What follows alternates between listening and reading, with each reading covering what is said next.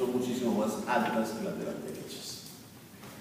El otro elemento importante son las presiones de los ventrículos, y se cumple lo mismo. Tenemos una presión del ventrículo derecho en sístole, presión del ventrículo derecho en diástole, y vamos a ver que en sístole la presión del ventrículo derecho es cercana a 25 milímetros de mercurio. Y en diástole, la presión del ventrículo derecho en diástole es cercana a 0 milímetros de mercurio. Si comparamos estas presiones con las presiones de las cavidades izquierdas, nos vamos a dar cuenta que la presión del ventrículo izquierdo en sístole y la presión del ventrículo izquierdo en diástole también es diferencial. Fíjense esta diferencia enorme y notoria. La presión del ventrículo izquierdo en sístole es de 120 milímetros de mercurio. Y la presión del ventrículo izquierdo en diástole es cercana a 0 milímetros de mercurio. Y por último, si analizamos las presiones desde la aorta y desde la pulmonar, recordando que obviamente la aorta surge aquí del ventrículo izquierdo, aquí sale la aorta, muy bien, y que obviamente la pulmonar sale por acá, del ventrículo derecho. Entonces vamos a mirar cómo serían las presiones aórticas y las presiones pulmonares. Empecemos con las presiones pulmonares, de la arteria pulmonar. Entonces tenemos presión de la arteria pulmonar en sístole, presión de la arteria pulmonar en diástole. Un fenómeno interesante es que la presión máxima de la cavidad ventricular en sístole se transmite también al vaso sanguíneo. ¿Eso qué significa? Que la presión máxima del ventrículo derecho, que es 25 milímetros de mercurio, es la misma presión sistólica de la arteria pulmonar. 25 se transmite, ya lo vamos a ver ahorita por qué. 25 milímetros de mercurio. Y en diástole la presión de la arteria pulmonar en diástole es cercana a 10 milímetros de mercurio. Esto en cuanto a la arteria pulmonar. Miremos la aorta.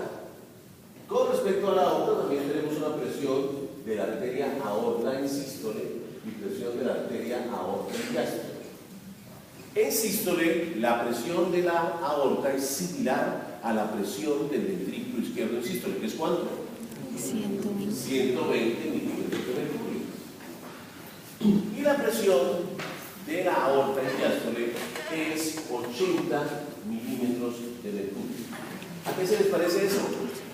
A la presión arterial. A la presión que nosotros tomamos con el esfigmomanómetro de mercurio. De ahí viene la presión que ustedes toman. ¿Y que dice cuánto tiene? 120/80. Entonces, cuando ustedes tomen la presión arterial y vean la presión sistólica, ustedes inmediatamente se tienen que transportar a que están midiendo realmente la presión que ejerce el ventrículo izquierdo. Y cuando hablen de la diastólica, tienen ustedes que inmediatamente transportarse a pensar que están hablando de la presión propia de la aorta en diástole, específicamente 80. Bien, esta es la primera parte y es conocer las presiones que manejamos a este nivel, que es las presiones de las cavidades cardíacas. Y jugar con situaciones especiales. ¿Qué pasaría con las presiones, por ejemplo, si yo tengo la válvula aórtica esterótica, que no me abre bien? ¿Qué pasaría con mis presiones si tengo la válvula aórtica con insuficiencia, que no me cierra bien? ¿Qué pasaría con las presiones si tengo un orificio en el septum interauricular?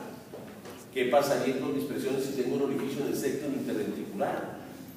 ¿Qué pasaría con mi orificio si tengo una hipertensión pulmonar, dado por un tromboembolismo pulmonar o por una fibrosis pulmonar?